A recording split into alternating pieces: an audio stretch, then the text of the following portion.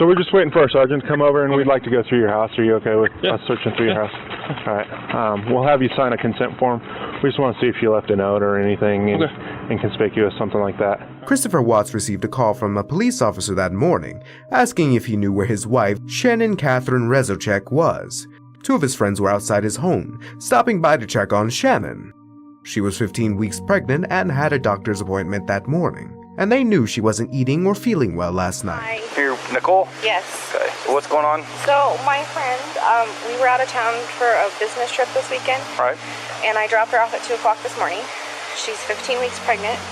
She wasn't feeling well, and she had a doctor's appointment this morning at 9, and I told her to let me know if she needed me to take her. She's got 2 little girls. And she was very distraught over the weekend, wasn't eating normally or drinking, and we kept trying to force it on her because she's pregnant. Her husband and her supposedly are separating, but she didn't know this. She thought they were just having issues. He disclosed that to me today. Okay. Because I called him and I was like, have you talked or heard from Shanann since she left for work this morning? Because I can't get a hold of her. I've called, I've texted. Her car's in the garage. Her shoes she wears every single day are right in the front door. She only has one vehicle? No, they only have the one vehicle and his work truck.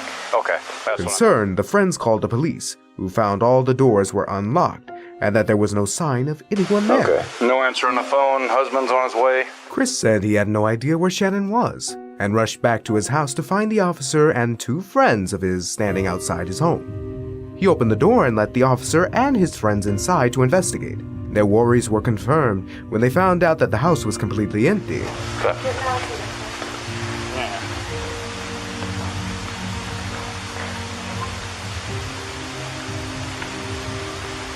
You checked upstairs? She's not there?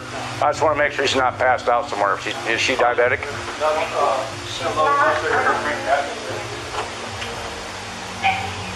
You mind if I look around? Go ahead. Okay, thanks. Shannon was gone, as well as her and Chris's 2 daughters. Nothing in the house seemed to be missing except for the daughters' blankets, which they never left home without. But what was stranger was what was found inside the house. Shannon had left her phone there, making it impossible to contact her. She also left behind her wallet, her ID, as well as her wedding ring on top of a desk. The officer asked Chris if his and Shannon's marriage was doing fine. Chris admitted that they were getting ready to separate. It was nothing official yet. They were just figuring out how to sell the house and get things situated for themselves and their children. He admitted, however, that the 2 of them had an emotionally heated conversation last night at around 3 a.m. And everything like that. She was there for 6 weeks, and we got back Monday or Tuesday, and then she flew out to Arizona Friday morning, and then she got back last night about 2 a.m. The flight got delayed. She left about 11. She got here at 2. Okay. And I went to work this morning about 5:15, 5:30. So what time do you work? Usually, once I get to work, it's like 6:30 to 3:30, 4 o'clock. You usually work nights or days? Days. What time do you leave the day? What time I leave there? No, here. Usually between 5:30 and 6. Alright. And was Shannon here then? Yes. Yeah, she's still in bed. Does she usually watch the kids, or do you have daycare watch them? Or? She usually watches the kids if they're not at school. Okay. You guys having any kind of issues, marital issues, or? We're going through separation. You are? Did you guys file it yet or anything, or just talking about? No, we're gonna sell the house and do a separation. How's that going? It's going Civil for the most part, or?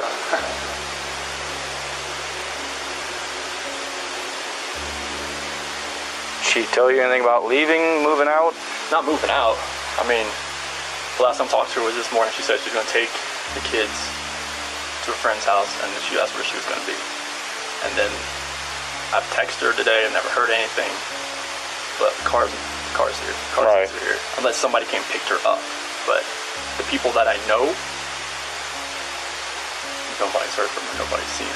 He said he regretted some things, especially since that was the last time he spoke to her.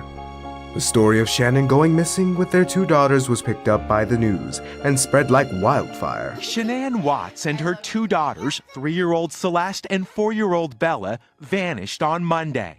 Their startling disappearance triggering a statewide alert as police and the FBI focus on her home outside Denver, where she was last seen. Christopher Watts was interviewed as the father and the husband who had lost everything, and he kept saying that he wished Shannon would just come home with their kids. It was easy to empathize with Chris, and people from all over the state started looking for signs or clues of Shannon's whereabouts. I hope that she's somewhere safe right now and with the kids. But, I mean, could she have just taken off? I don't know. But if somebody has her and they're not safe, like, I want them back now. But for all the coverage and people searching, there were no signs of Shannon anywhere. She didn't have a family that lived in the state, and all her friends said they hadn't seen her. It was as if she completely vanished. People began to wonder if Shannon had run off with their 2 daughters and unborn son. She could have been hiding somewhere, trying to keep the children away from their father. On the surface, this was the most obvious answer. Shannon and her husband had gotten into a heated argument the night before and were planning on divorcing. If she felt like she might be disadvantaged in a custody hearing, that could have been a motivation for her running away.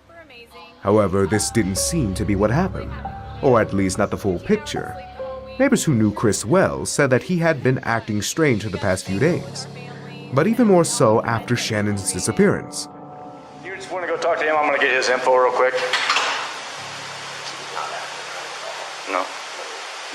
He's never fidgety, he's never rocking back and forth, and if you look, he never loads his stuff in and out of the garage ever. Right. And it doesn't look like he came from right here, it looks like he came from down the street.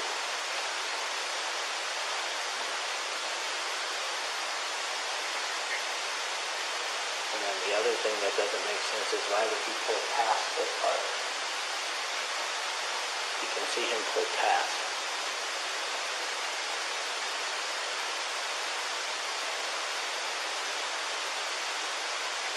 Are you able to record this? Uh-huh. I'd have to call Comcast, but I can get him to do whatever. But watch, you'll see him get out. And he walks back and forth a couple times.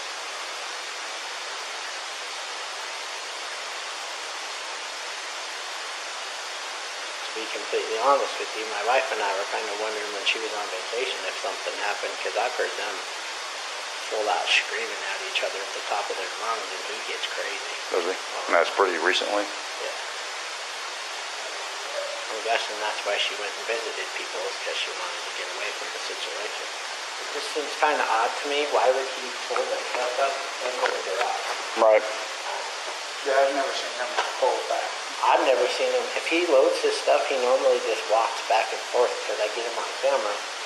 What does he usually load up? All he usually has is a lunchbox and a book bag, looks like a computer, and usually a water jug. That's it.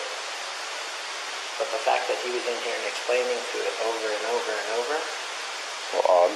but he doesn't look worried. He looks like he's trying to cover his tracks. You know what I'm saying? Right. And if he's loading his stuff, why isn't he walking back and forth? But I can't see what he's doing in the back of the truck because he pulled into the garage. Yeah. And he knows my camera's there. Oh. But I thought it was kind of odd that he never parked in front of here or right here. He said someone broke into his truck and he parked over here. I have no idea. Hey, he's acting so suspicious. He's normally, you can ask them, he's normally quiet, real subdued. He's over here telling you 3 times what he took out, what he did. He's very, he never talks. So the fact that he's over here blabbing his mouth makes me kind of suspicious. The camera captured Chris coming home in his truck and leaving 50 minutes later on the night of the incident, which lined up with his story. But what didn't make sense was how Chris went in and out of the vehicle multiple times in those 50 minutes. He wasn't inside arguing with Shannon like he said he was. He was loading something into his truck before driving off. Christopher Watts was immediately taken in as a suspect for questioning. Mm-hmm. So tell me what happened. So I crawled back in bed. So sorry, let's start from, she gets home late at night. Mm-hmm. Okay, I'll start from that point. Okay. So she got home about 2 a.m. And were you already home? Oh yeah, I was passed out. Okay. Yeah, so like I felt her get into bed. That was about it. But about 4 a.m. That's when my alarm went off to go to work. Okay. So that's when I got ready and everything. So she gets in at 2, alarm goes off at 4, okay? Mm-hmm. And you were sleeping that whole time? Oh, yeah. Okay, so the conversation hasn't started? No. Okay.